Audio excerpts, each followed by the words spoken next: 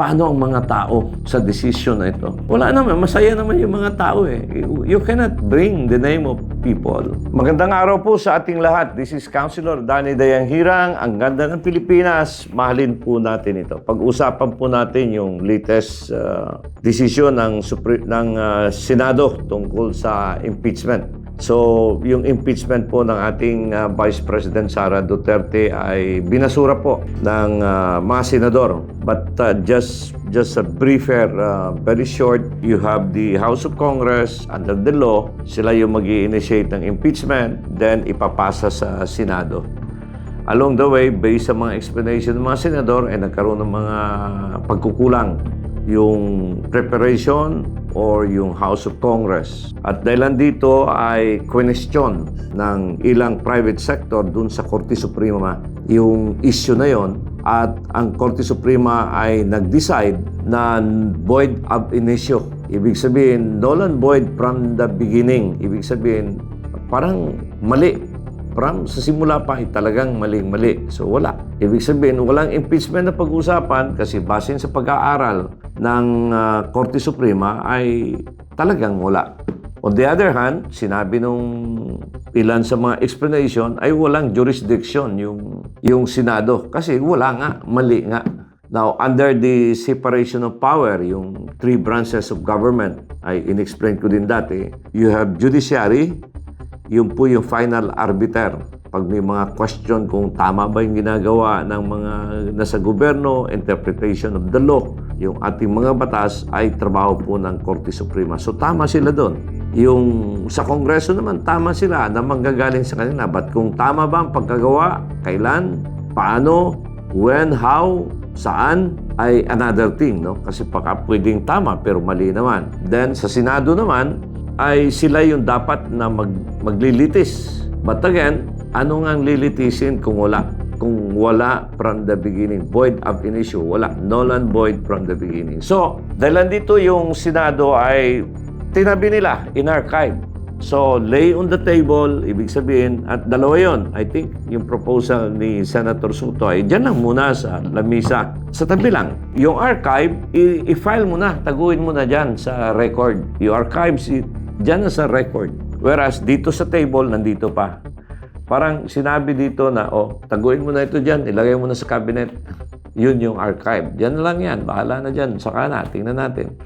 Yung lay on the table, nandyan lang yan, dito sa tabi. So, in short, pag yan, nasa archive na, ibig sabihin, talo na, di ba? Ibig sabihin, wala, tinabi na, dinesisyon na eh, binutuhan na, at nagkaroon ng voting. I think ang boto is 19-5. So, 5 yung ayaw, 19 yung sangayon. Parang merong isang abstain, si Senator Ping Lacson.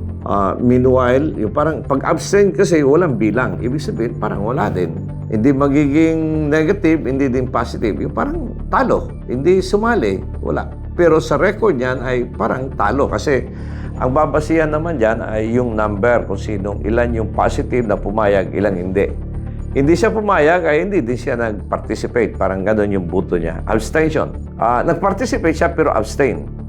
Yung 5, talagang gusto nila na lay on the table, antay na lang. Merong mga punto doon, yung sinabi yung nag-file ng motion of reconsideration, nagsalita din ng Korte Suprema na wala na final and executory ito. In fact, isang senador ay pinuna ng Korte Suprema pagkatapos ng butuhan na mali yung mga sinasabi mo, yung facts na binanggit mo ay mali.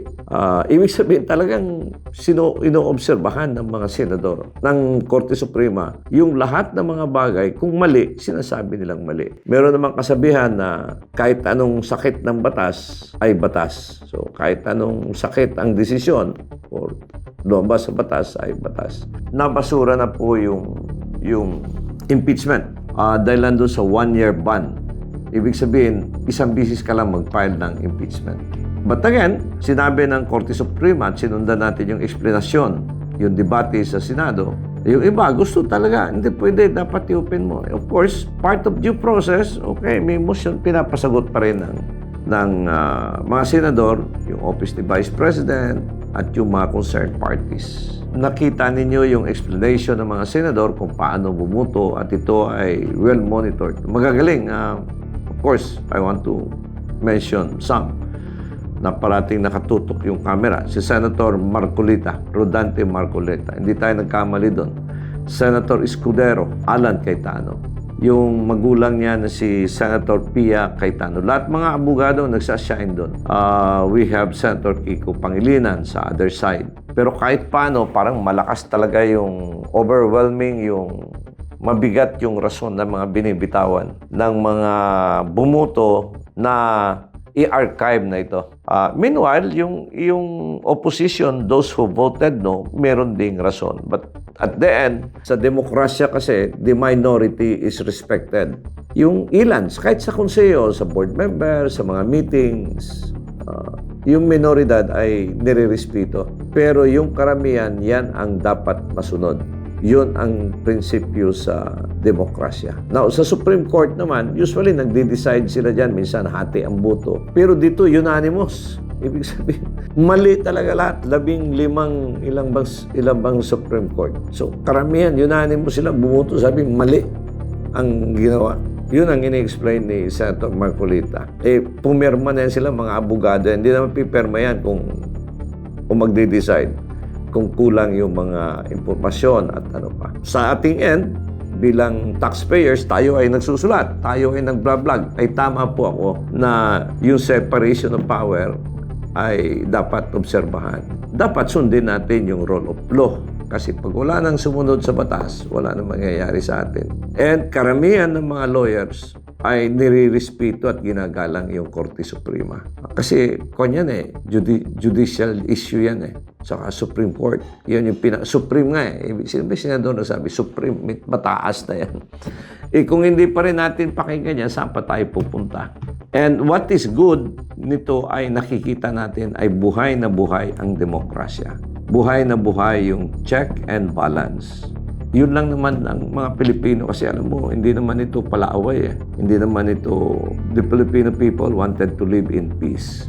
Progress. Kaya nga, kayod ng kayod sa trabaho araw-araw para makakaya yung anak, ma-educate, at makalabas sa kahirapan. And of course, ayaw ng gulo. Kung dadagdagan pa ng gulo at wala ng rule of law, matatalo lalong-lalo na yung karamihan na sambayan ng Pilipino. Meron din isang key points na binanggit. Paano ang mga tao sa decision na ito? Wala naman. Masaya naman yung mga tao You cannot bring the name of people. Kasi makita mo naman sa survey. At saka makita mo naman kung ano talaga yung sentimento ng mga tao. Naniniwala yung sambayan ng Pilipino sa rule of law. Yun yung pinaka-importante. Yung pag merong ginawa itong isa, nag-check and balance. Akala natin, wala na wala na ito, wala nang pag-asa. No, buhay na buhay ang demokrasya. At tayo po ay nagpapasalamat sa Korte Suprema. Hanggat sa muli, this is Councilor Danny Dayang Hirang. Ang ganda ng Pilipinas, mahalin po natin ito. God bless Philippines.